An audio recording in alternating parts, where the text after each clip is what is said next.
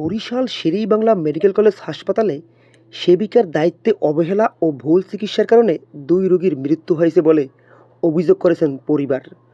Barishal metropolitan এলাকার শার্শী গ্রামের মৃত বাবুল হাওলাদারের স্ত্রী হেলেনা বেগম ও পটুয়াখালী কলাপাড়া উপজেলার মহিপুর থানাধীন ডাবলুগঞ্জ ইউনিয়নের মান্নান তালুকদারের স্ত্রী শেফালী বেগম। রোববার ১৫ই মার্চ সকালে হাসপাতালের ৪র্থ তলায় নাক কান গলা বিভাগে এই ঘটনা ঘটে। এই ঘটনায় জড়িতদের বিরুদ্ধে চাকরি বিধি অনুযায়ী যথাযথ ব্যবস্থা গ্রহণ করার কথা জানিয়েছেন হাসপাতাল কর্তৃপক্ষ।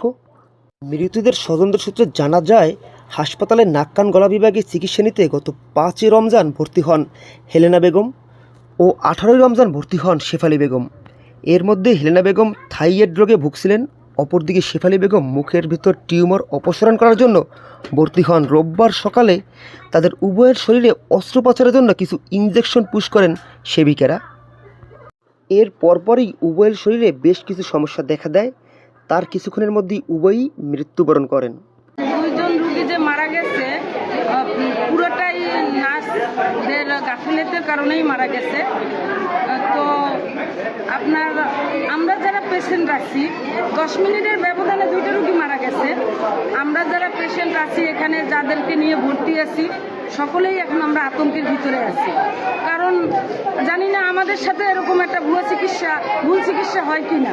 আমরাও এখন আতঙ্কের ভিতরে আছি।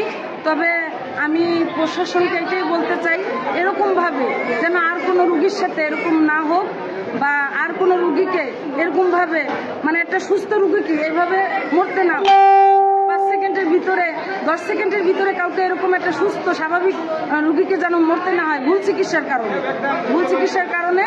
তো আমি এতটুকুই বলবো যে দেশবাসীর কাছে, প্রশাসনের কাছে, আমাদের প্রধানমন্ত্রীর কাছে এতটুকুই বলবো, তারা যেন এইটা একটু নজরে নেয়, এটা যেন একটু দেখে, তারা সঠিকভাবে তদন্ত করে যে কেন এরকমের হইতেছে।